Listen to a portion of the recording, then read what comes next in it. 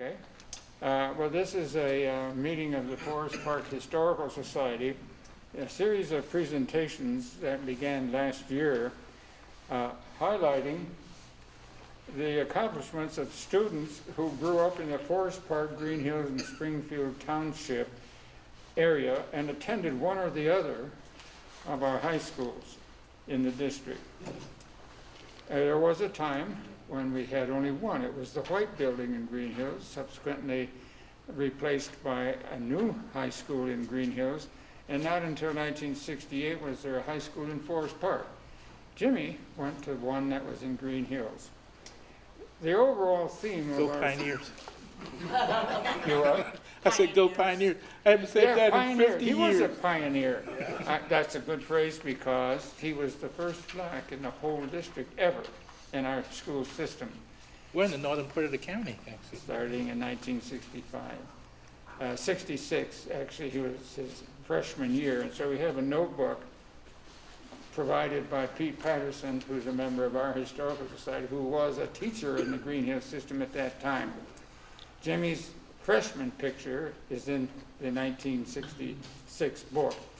It's over on the table along with his That's not me. sophomore, junior, and senior pictures Yeah. in the subsequent yearbooks that were donated by Bonnie Kugley, who is the historian of the Greenhills High School history library. Well, what the overall theme that we were addressing is these are individuals whom we call great grads, meaning thereby that they had impact not on our own, only on our local community, but beyond our local community at the county, state, national, or world level. Jimmy's of that kind. We've had others in the sequence that preceded him, 5 such individuals. He's the 6th. And so he is here to show some of his impact. It's a very small portion of it because he's been doing this since 1969 when he graduated from Greenhills. He subsequently went on a short-term 5-year assignment as a member of the design group at General Electric. His father was an employee there, and he followed his father's footsteps into General Electric as a designer. He subsequently quit and went to school at UC in the DAP program, graduated in 1980. He then joined P&G, who hired him out of DAP to be a part of their design department, and he rose over time to be the director of that department. Now, the other resources I've used, well, the primary resources are the 1966 Greenhills yearbook that Pete Patterson provided me, the 67, 68, and 69 yearbooks that Bonnie Kugley, the librarian of the Greenhills Alumni Association, provided me, and then Patty Weir's provided input, a resource in the form of memories of the Greenhills Community Church Coffee House, of which she was one of the hosts, along with one of our guests today, Mr. Uckman.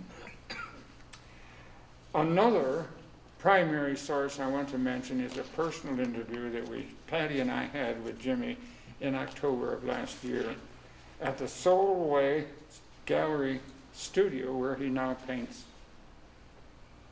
as an unretired person, though he's no longer paid as he was with P&G. He is doing this work full-time now, and it's captured in a series of 4 volumes of books that have exhibits of his work, and 2 of those volumes, 2 of the 4 are on display over on the table on the right, which give a history composed by an author named Eileen Fleming, in which she lists at the end of volume 1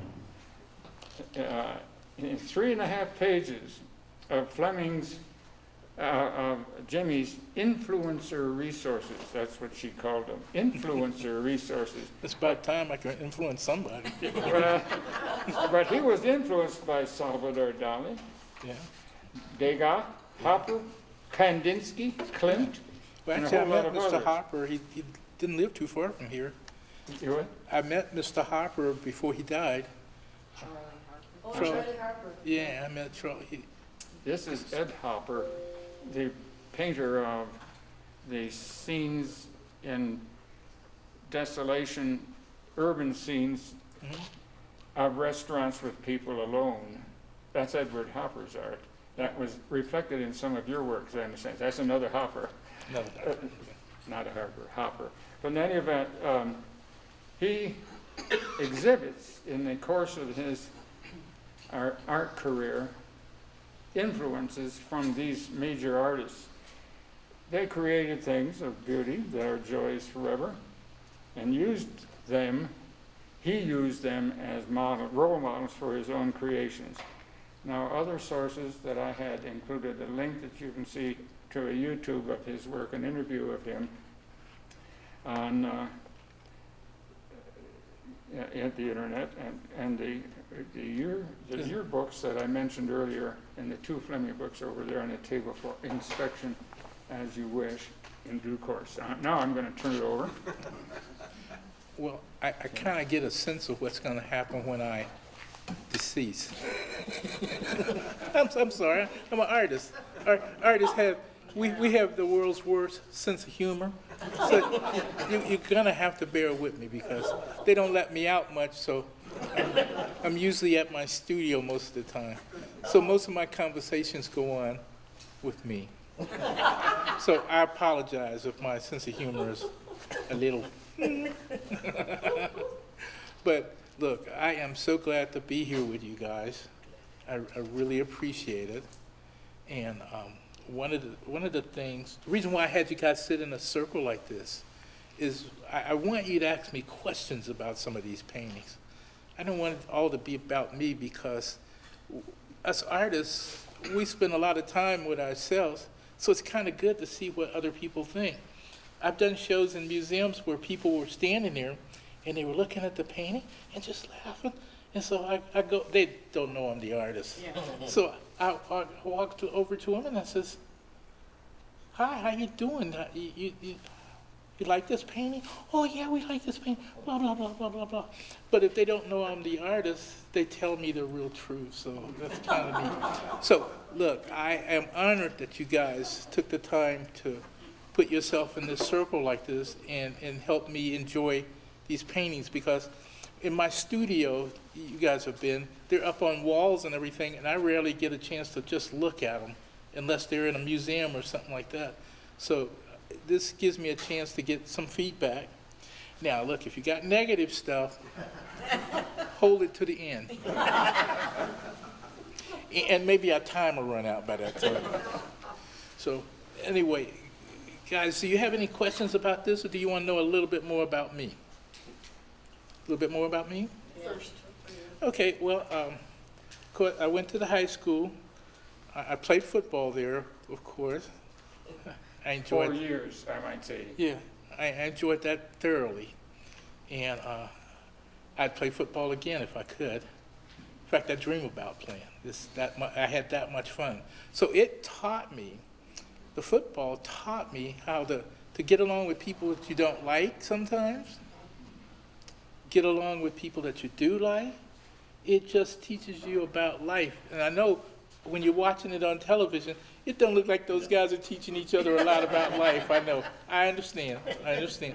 But really, after the game, if you notice, they all talk to each other, hug and everything, because they know they're in a like experience.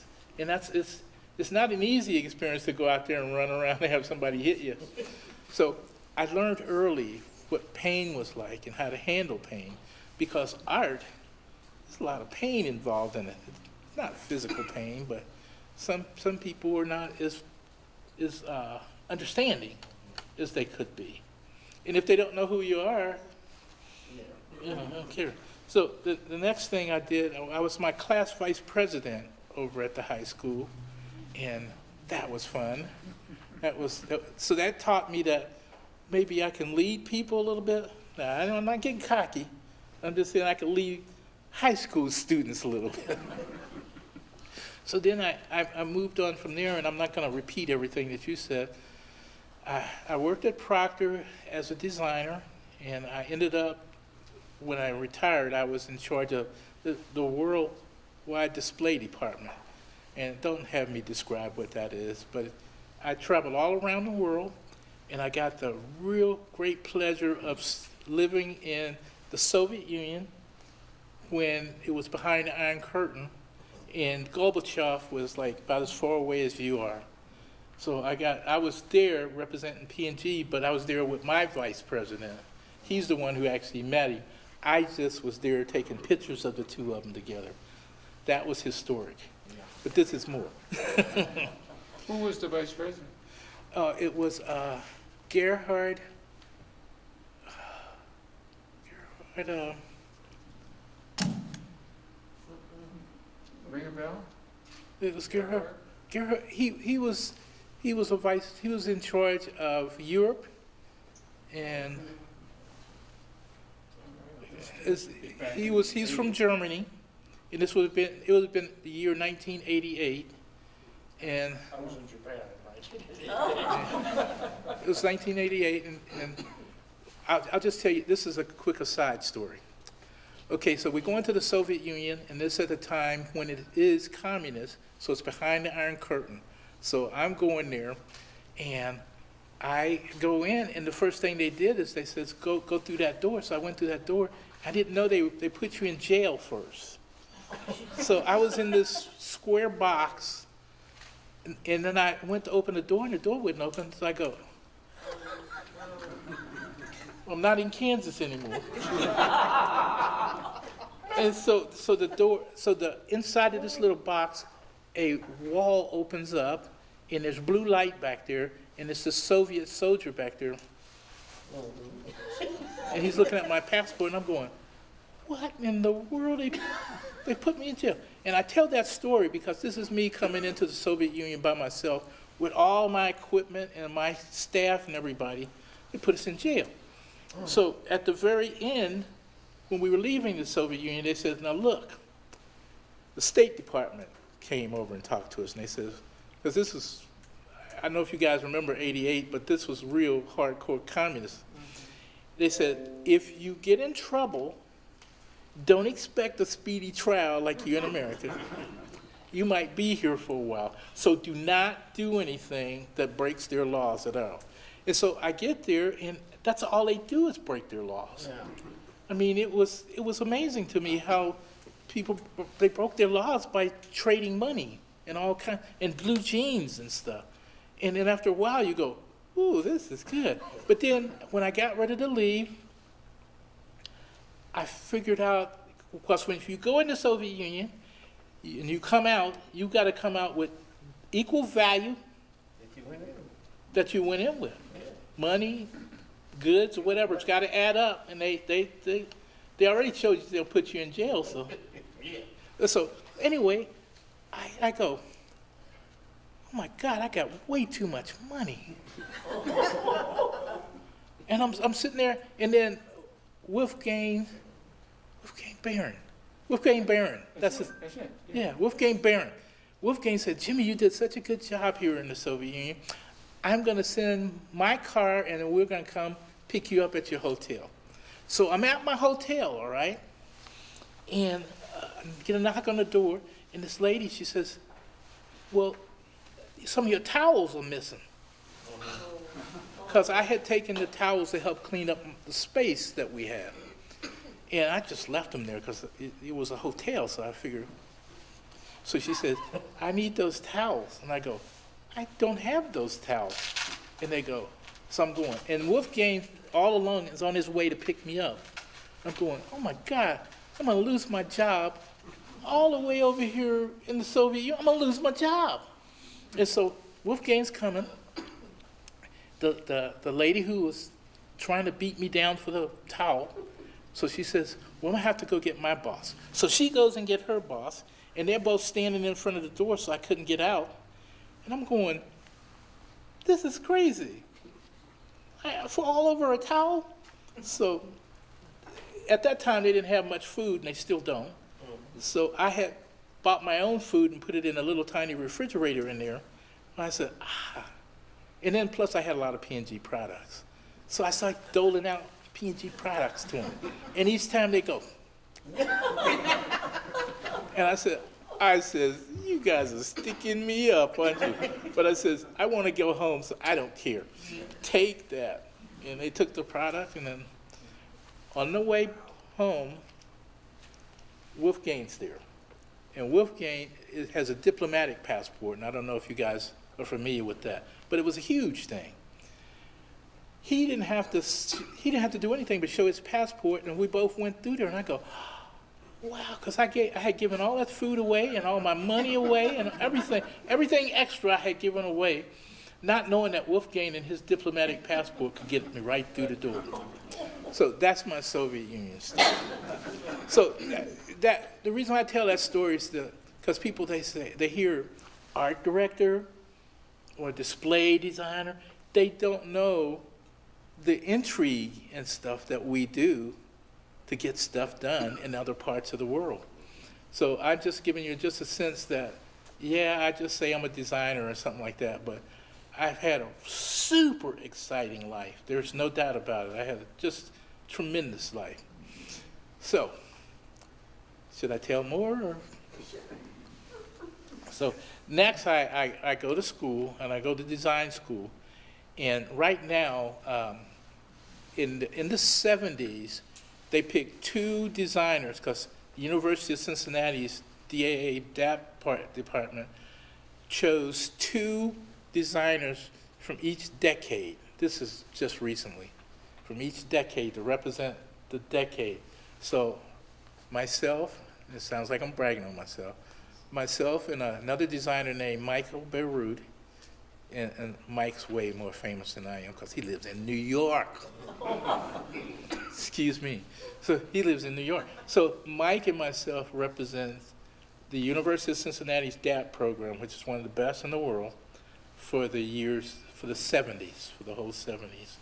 So that's going way back, but I'm proud of that. So I don't know how much more of this you guys can take. But anyway, I'm going to cut away from myself. I don't particularly like talking about myself that much because it's a little weird. But anyway, these are my paintings, and some of them, I've got paintings in different museums, and the director of the Cincinnati Art Museum has come in and sit in my studio and talk to me. Now the new director of the Taft Museum's coming to visit my studio and all that. So it took me my whole entire life to get to the point where I know the big wigs in museums. Because most of the time you're on the outside looking in, they kind of don't share all that stuff with you. So these are my paintings. Is there any questions anybody have about any of them?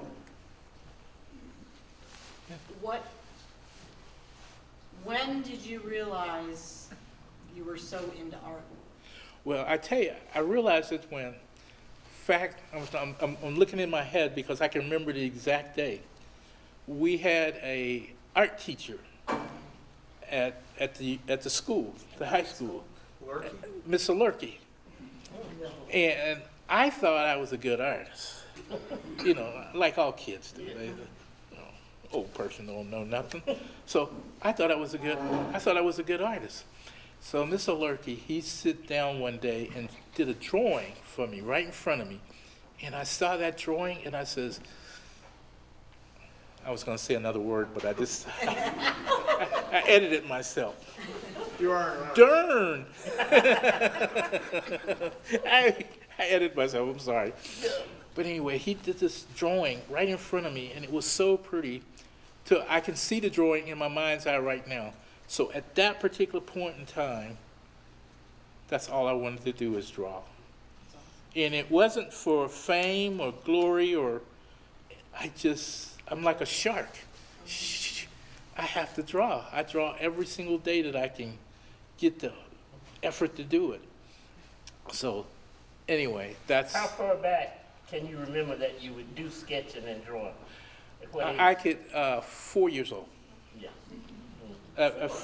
4 years old. my dad took me, back in those days, they had like, grocery stores, but they were little, like corner grocery stores. Like pony pigs? No, it was smaller than that and earlier than that. It was, they just had, they had penny candies on the counter. All the stuff that you see. Variety store.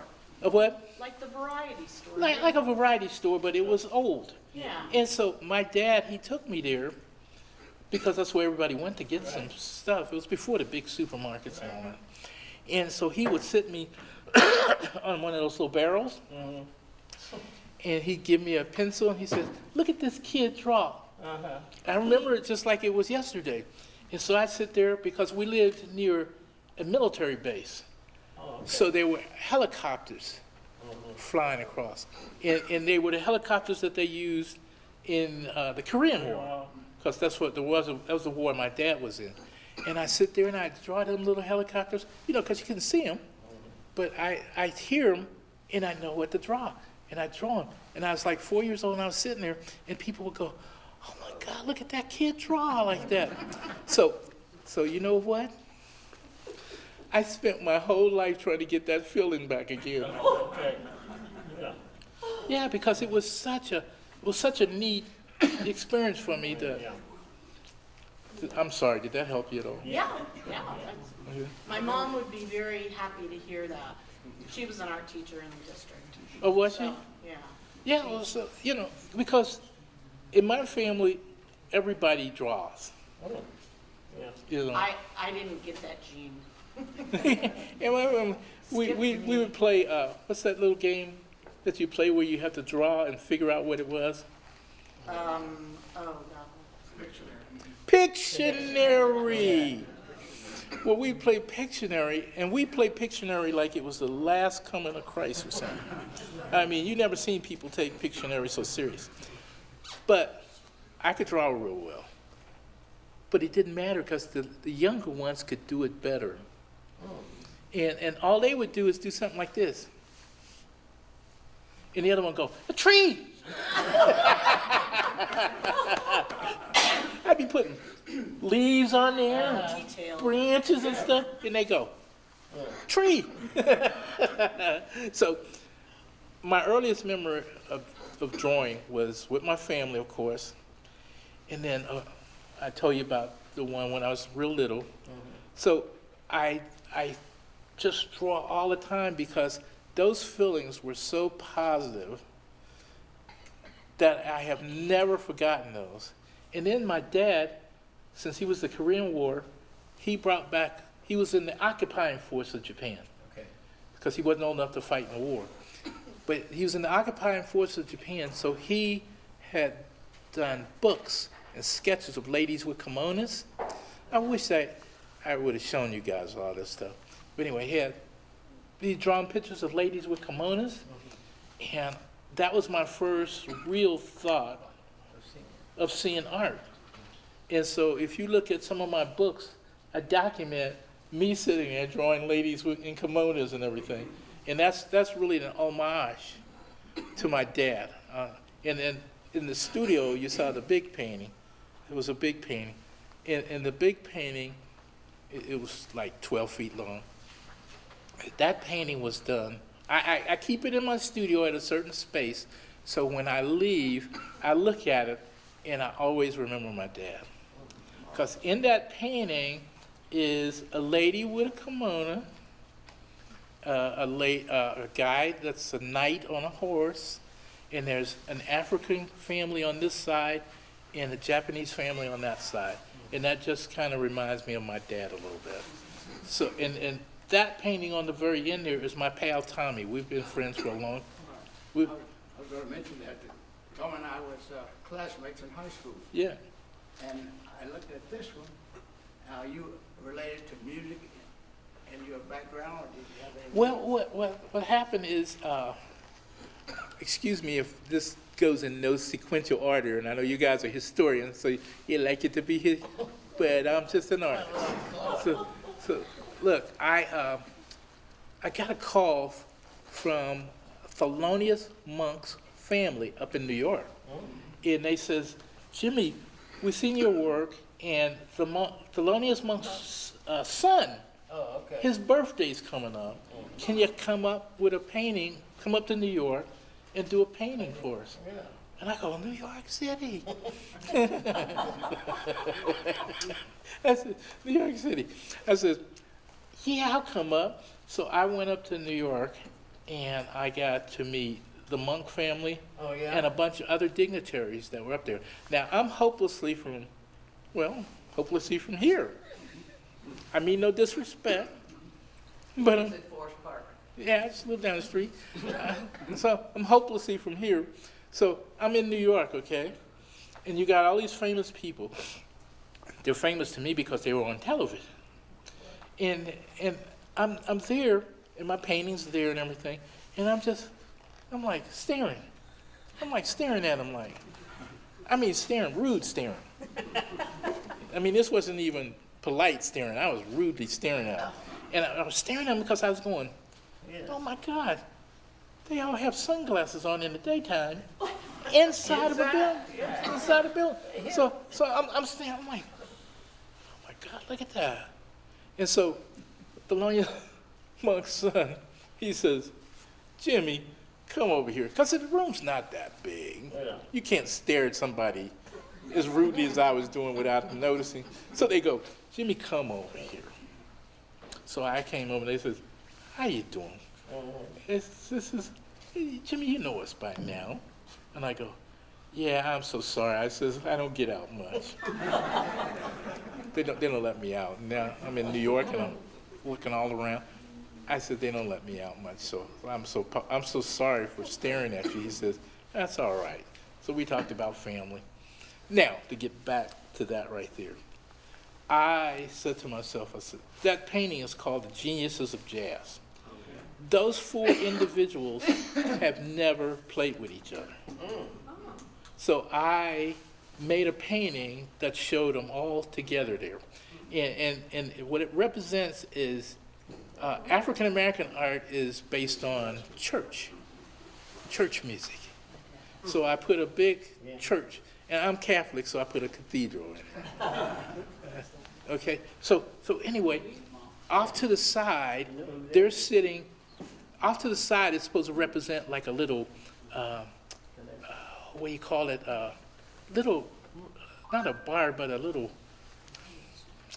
juke joint or something, a little place where jazz musicians would play. So that's what that side represents. And then the middle represents the African-American history, which is always rooted in church, no matter what people say or do. It's rooted in the church. So I put that background in with the church as a background. So that's what it is. So, oh, thank you. So it's really, excuse me. I am a designer that paints. And I say that importantly because it used to be design was a part of everybody's art that they did in the Middle Ages and in days gone by. But then they separated the two. So designers are over here and painters and people like, are over here. And so I said, wow, I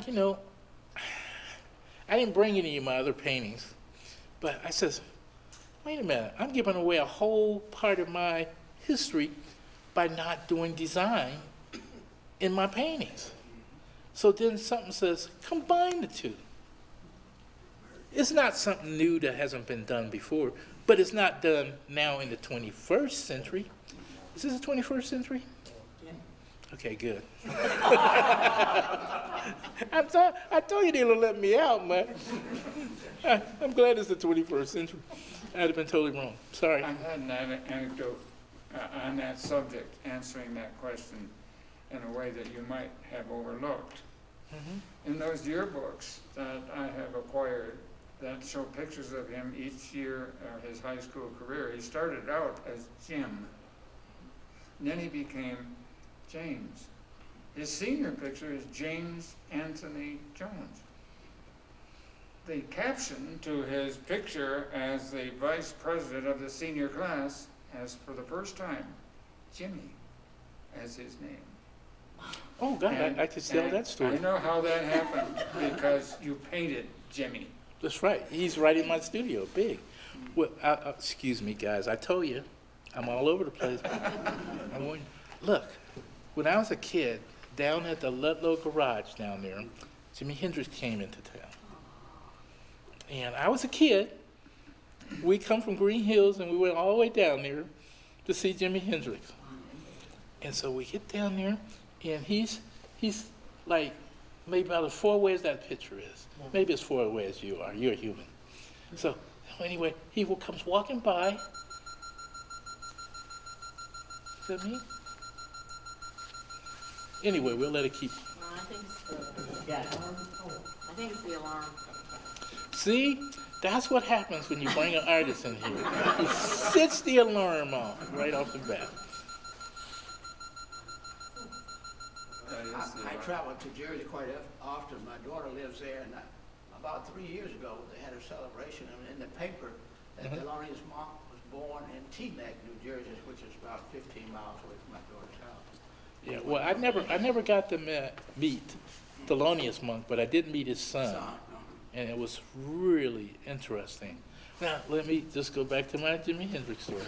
So he's standing about right there, and I'm just a kid. I shouldn't even be down there. In fact, my parents probably said, don't go too far. Anyway, he walks by, and in back of him is his entourage, his bandmates, and a whole bunch of screaming teenagers. And they were right there, and I go, oh my God. And you'll see in my picture, I says, ooh, I'm gonna grow my hair real long. And from this point on, I will be Jimmy. Hello. And that sounds, what is it, altruistic? Well, anyway, yeah, it's pretty terrible. So from that point on, I grew my hair real long, and I have been Jimmy ever since. And that's my story, and I'm sticking to it. Go ahead, sir. I'm sure there's a story behind every one of these pictures. Every one of them. Would you mind sharing a little bit? No, not at all. If you don't mind. No, this one right here with the lady, you guys, when you came down to my studio, you met that lady.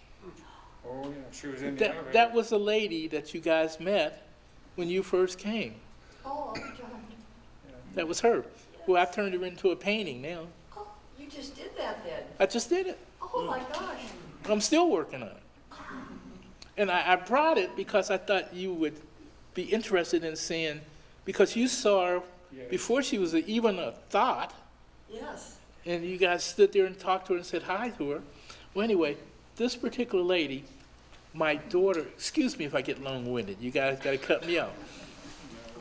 This lady, I met her last year when my daughter was in the hospital. She was in the hospital for 8 months, and she was in intensive care and all kinds of stuff. I'm not going to go through all of it. She was really sick. Well, this lady, her husband was in the same hospital, and we go like this. And she looked like somebody should say hi to her. Because, a hospital could be a sad place. I think it's a very happy place, but it's a sad place. So she goes this way, and I'm going this way, and I just said hi to her. The next thing you know, she comes back, and she says hi to me, and we talk, and we've been friends ever since. And I said I need to, because I got a whole series that I'm doing with people I meet. I just meet them, and they're all real people I know, and they have no other reason than I just met them. Like some of them have other meanings to them, but that series, there's going to be 20 of them that are just people I met. I may not even really know them until I get ready to paint them. Well, that's her. And she told me, well, number one, she's like really, really religious. Her husband had just died, and So that's me. That's my interpretation of that little bit of that little germ of knowledge that she told me. I did not know it before I started the painting. It all came afterwards. Has she seen it, Jimmy? She has not seen it yet. In fact, I was going to have her see it this week, but I wasn't feeling too good, so so anyway, I got it to a good point so I could bring it so I could show it to you guys and see what you think about it, because to me, and you saw the lady, Yeah. Yeah.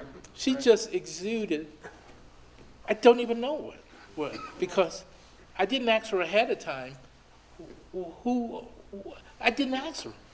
I just painted what I felt from her, what she gave to me. And the symbols that are on there are maybe over the top, because there's different religious symbols on there and all kinds of stuff.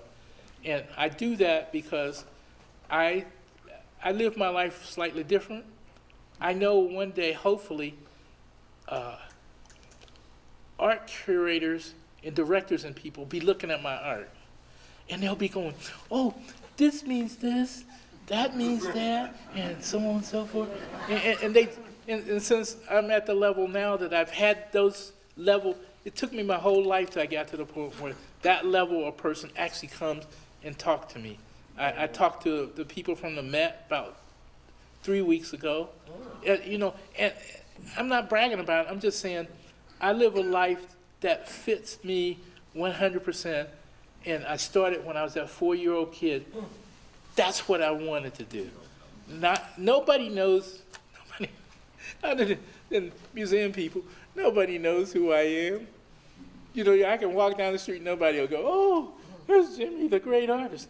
Nobody does that. So you cannot do it for that reason. I don't do it for that reason. I do it because I cannot help myself. So, no, I haven't shared that painting with her. More? You want to know more? Or? Well, a couple of your others, maybe? Yeah, well, this one, I'm sitting maybe about from here to there, to that little baby.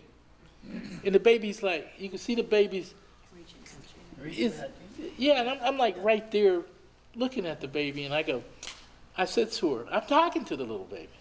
I said, now I want to do a portrait of you and your mom. Will you let me do it? And she's like, you can see her little face. It's like, oh, please, Jimmy. I got this. So this little face is like, if her face was a camera, you'd see me looking right at her little eyes. And I says, you think you could stay still long enough for me to do something? And she says, come on, Jimmy. She says, oh, please, I got this. Just go on and do your little painting thing that you're doing there. So that painting is about her mom and the little baby. Now, what I did do, this is the part that you'll know that most people, when they see this painting, they'll never know. Her arms are not the arms of the original little baby. The original little baby was going like this. But I put different arms on it, and I put different arms on the baby sort of spread out like this, because I was actually it's a little baby girl. You can see by her little dress. I'm putting her on a cross. And she's a little girl. So these are things that I can tell you guys that most people will never know. And that's the beauty of being an artist. I can make my own story, and only the audience that's going to see them in some time way off in the future will go, well, why do you put those little arms like that? That kind of thing. In high school, were you assigned in an English class to write an essay to explain what you saw in a portrait or a painting? No. That was one of our, I think it was Miss Hart, made us look at a painting and write an essay about it. And you had to sit, write about what you saw and what things meant. And Well, I must tell you, my use of the English language is not that good. In fact, I got 2 stories to tell you. Number one, am I running out of time? No, no. Number one, when I played football, I took English composition. Yeah. And when I took English composition, I was nervous because I know my English wasn't that good. So he gave us a paper to write. I write the paper, and after a while, because I was a big kid, you know, so he says, all right, everybody gets a chance to talk about their writing. So he says, Jimmy, why don't you be first? And I'm looking like this, I'm going, oh my God, this is not fair. Not fair to make a football player get up and talk about writing. So anyway, my paper, he graded it. Well, he says, before you start talking about your paper, Jimmy, show everybody your paper. So I turned my paper around, and it was nothing but red on there. All the errors that I'd made. And I did well. I finally ended up doing real well in that class, because about 6 people, when they saw he was picking on a football player like that, 6 people got up and left. They says, oh no, it's already rough. I ain't gonna take that. So anyway, the professor liked me a lot because I took that defeat, I don't know the right word. I took the defeat with humility, I guess, because I told him I didn't know what I was doing. So he gave me special classes from that point on and taught me how to write. Not me. So my point is, there's a story behind everything I do in life, and I've come to accept that. That's just part of what living is all about. You might think you're some great artist, but there's always some little kid that's better. Do you have a vision of your paintings when you start, or do you develop that vision as you go along? Well, here's the deal. My paintings from starting with that series, I have no vision. Okay. Before, which is this series of paintings, everything else, you'd have to go to my studio and see all the ones that are like this. Well, That is so realistic. well, which one? Oh, Tommy? Well, that's my pal. That's my best pal. So anyway, no, I don't have a vision. I have a vision when I did this, because I told you I changed the baby's arm and everything. Right. But when I did her, I just did it. Yeah. And everything else on there, I added from my imagination. Right. That's right. I have to provide a partial answer from what Patty and I saw when we visited his studio. So many of the people that he has painted, like that man in the third painting over, are faces. And he has had that theme, I guess is the right word for it, seeing looks in the face that he can't let go of and has to reproduce them. A look from not a model, but a woman that he encountered has been painted looking in a particular way. Oh, I know which one you're talking about. You want me This to, is one that you finish it? mentioned to us, yeah. I have models that come up and visit with me. And I had this one model, she's really pretty, real young. And she says to me, she says, Jimmy, can you take me to a bar afterwards? And I says, I don't know, I know your parents. I'm not gonna take you to a bar, because if something happens to you, there's no way, I'm not that good with the English language, there's no way I can talk my way out of not being in trouble. So I says, I'm not gonna do it. So she says to me, she says, Jimmy, I can't wait till the weekend. I says, you know, pain. She says, I can't wait till the weekend. I go, what's that? She says, well, I got a new boyfriend. And he lives in West Virginia, and he's a biker. So I says, be careful. bikers, they like to do what bikers like to do. So she says, I can't wait. So she goes away. I don't see her for like 3 months or so. And so after 3 months, I guess she'd run out of money, so she needed some money as model. And so I says, hey, how you been? And so she's like looking at me. Like that. I said, well, what happened? She says, well, Jimmy, I had to go get all my friends, and they had to come get me out of the biker camp, wherever they were. Because the other biker, they call them biker chicks. So if I'm offending somebody, I'm sorry. They call them biker chicks. The other biker chicks thought she was too pretty, and so they were going to beat her up because they didn't want her taking their boyfriends away from them. Oh. And so they saw the painting after all this had happened, and she's just standing there. She's got a certain look that looks a certain way. I can't even describe it to you because I did not tell her to look like that. She just kind of did it. That look, her parents came to visit me and to visit the painting. She says, we know that look. We've seen that look before. So my paintings are a combination of how I feel and how the person that's sitting in front of me feels. And the best paintings I do are the ones where I realize that my brain is only 12 volts. Now, I might have done some fancy-dancy stuff, but it's only 12 volts. So if I think I'm so smart, no, it's just the 12 volts. So my best paintings are a combination of whoever's sitting in front of me and the way they look and the thoughts that I can portray from that. But it's not me coming up with the ideas. I'd like to say, yeah, I came up with now. So what I'm hearing is you only do portraiture, you don't do any other subjects, No, that fruit. you'd have to look at my books because I do so much. I'm doing portraits now because I just plain old enjoy it.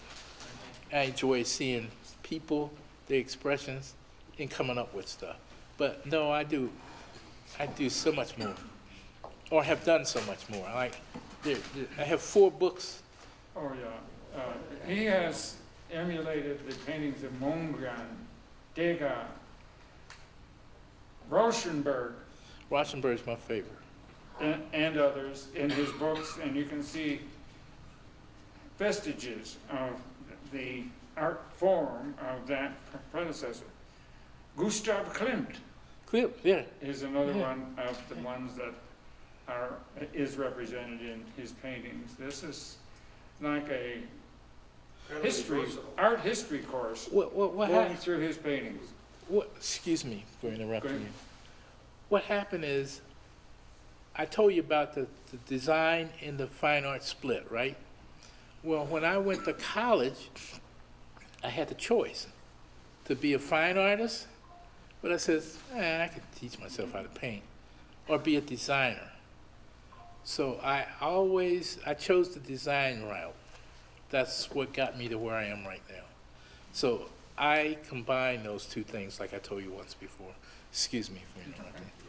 Well, listen, I have hopes that we can create a YouTube of our meeting together today, which will not exceed an hour, because that's what Waycross Media uses typically. And I therefore, since we had Q&A all throughout your talk, I want to take this time to say thanks to you with a gift. Does it have Greenhills on it? Have what? Greenhills on it? Close. I started to wear my leather jacket. I said, this will blow people away. If I wear my leather jacket, that doesn't fit me anymore. Well, this should fit you. This is XX. And it's a memento from the district, which is now called Winton Woods. It was Winton not called that when you graduated, but I hope you don't mind. No, I don't mind at It all. will, I'm honored. It's the right Because, color. That's what I thought. quite frankly, Winton I'd Woods like has to- been a lot better than my little Greenhills School. Well, this is our gift to you, and thanks for the presentation today. Thank you. And maybe, Yeah, maybe Chris can do that Yeah, well, yeah, I might cook Chris. too. All right. But I thank- have to say that that portrait Mm-hmm. is very meaningful. I love it, the man. Oh, yeah, that's, beautiful. It's just one of those. well, that's my pal Tommy. Tommy was maybe, about 15, 16 years older than me. So when I met him, I was just a kid, and I did his eulogy for him, and the eulogy started off 2 chairs.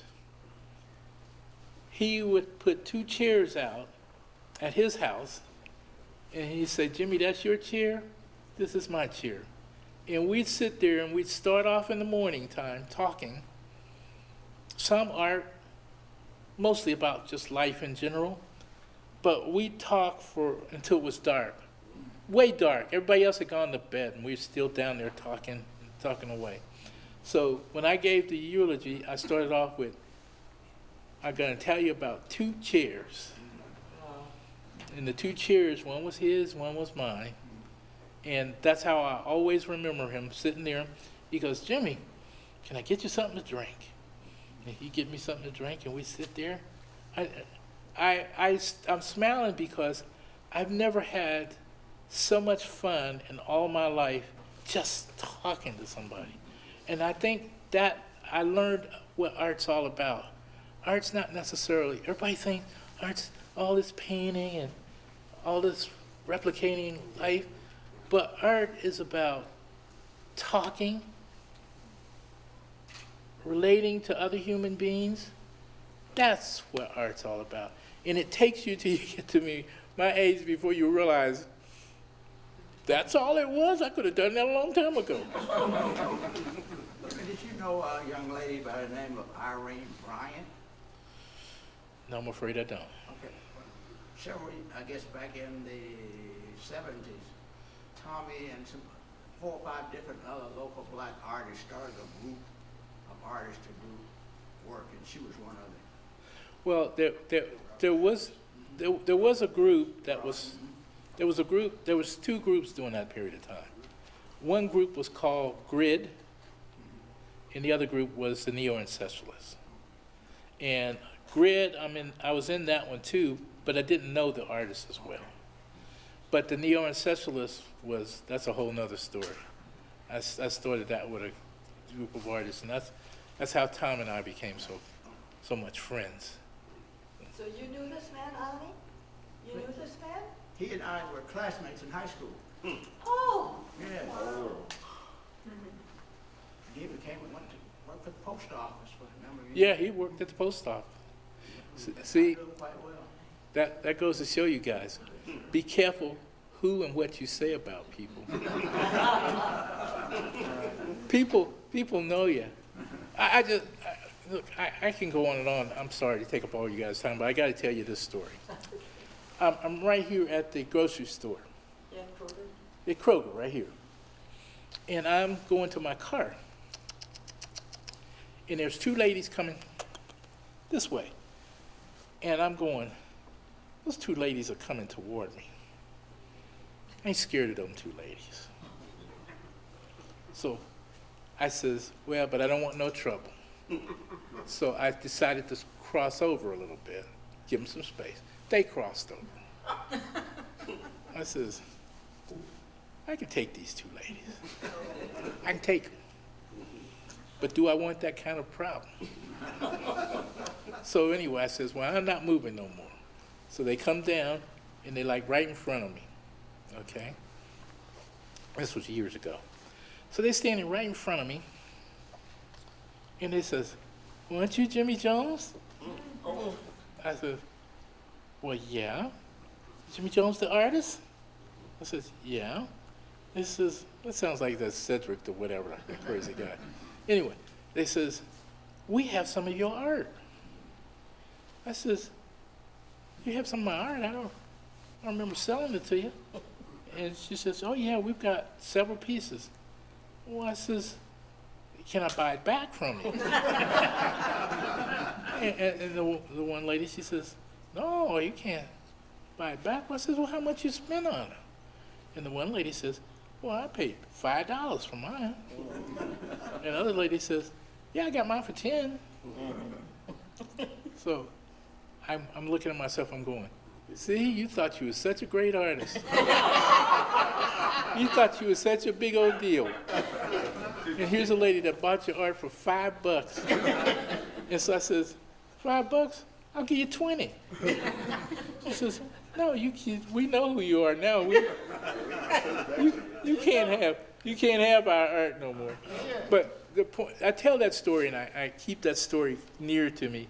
So I don't think that just because museum people come talk to me and this, that, and the other and all that show-offy stuff, that I think I'm some big deal. I'm still just the Green Hill kid that went to high school right down there. I'll never be anything more or less, and I don't ever plan on it. But you can paint. Yeah.